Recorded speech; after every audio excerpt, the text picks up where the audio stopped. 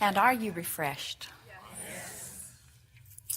You have more things you want to talk about, or have we settled it all?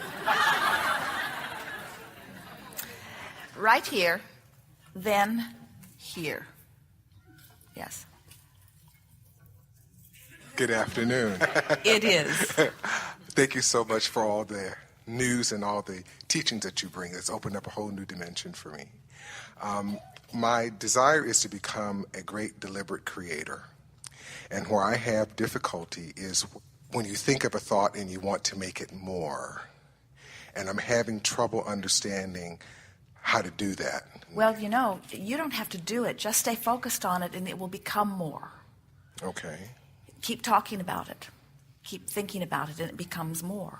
I don't have Law to... of attraction will cause it to increase. And as you focus upon it, you establish your vibrational relationship between yourself and it. So the more you focus upon it, the more it reverberates in your vibration. And the more it reverberates in your vibration, the more law of attraction brings you other things around it to think about. Okay. Consider this. A genius is just someone who focused upon something. And law of attraction then just brought more. That's all it is. For example, like when you want to be in perfect health, is that something that you need to think about every day? And, you know, it should be bigger every day and your workshop every day. I mean, how do you? When you think of something like, I want to be in perfect health, there's a possibility that while you may be thinking that you're thinking about being in perfect health, you may be thinking about the absence of being in perfect health, because it's the same subject, just two different ends of the same stick. So that's why our friend helped us to speak about becoming the master of emotion on your way to becoming master of your thought, because if you're paying attention to the way you feel, then you're always on the right end of the stick.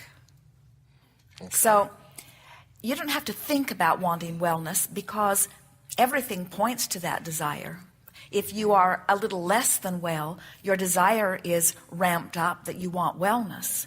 So the key is to be able to think about the subject of bodily condition and feel good while you think about it. So if someone, for example, mentions that they know someone who just died, and they died of some physical disease, and when you hear it, you find yourself tensing or feeling worry about it, that's an indication that when you think about the subject of wellness, that you may have a proclivity on the other end of the stick, where if you hear something like that and it leaves you feeling nothing, in other words, it does not affect your own sense of vulnerability.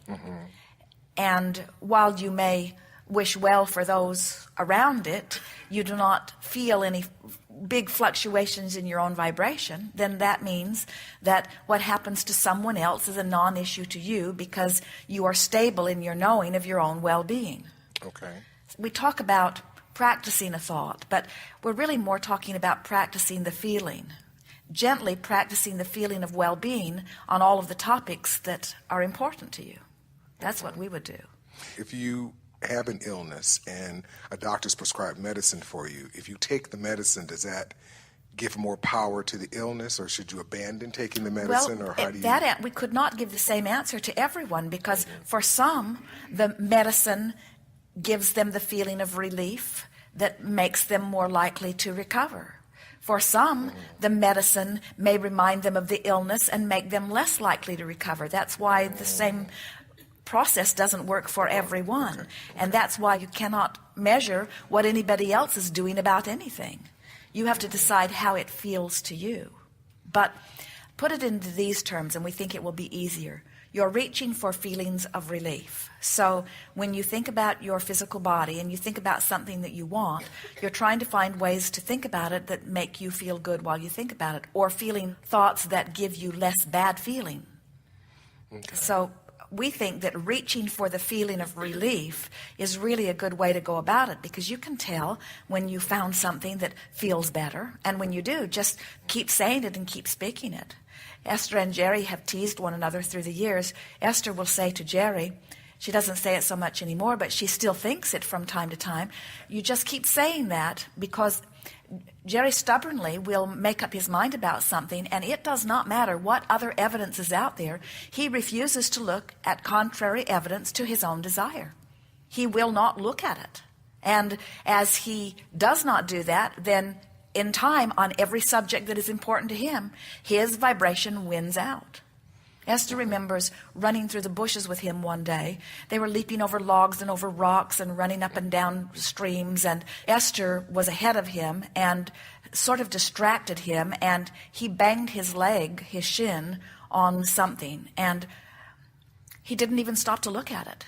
He limped off and then did his best to forget about it and would not talk to Esther about it. And she kept saying, let me see, let me see, let me see. And he kept swatting her away. He did not want to give his attention to it, and he did not want her to either. And that's really what we are encouraging, just becoming very stubborn about turning your attention to things that you know darn well are going to cause you to feel a way you don't want to feel. And there are many who would say, oh, Abraham, you are teaching denial. And we say, we absolutely are. We would deny anything that was not a vibrational match to what we are wanting, because we know how truths are made. Truths come in response to your vibrational attention. Period. So you can make anything you want your truth. It might as well be something that pleases you. Okay. Great. Thank you. Yes, indeed. Thank you.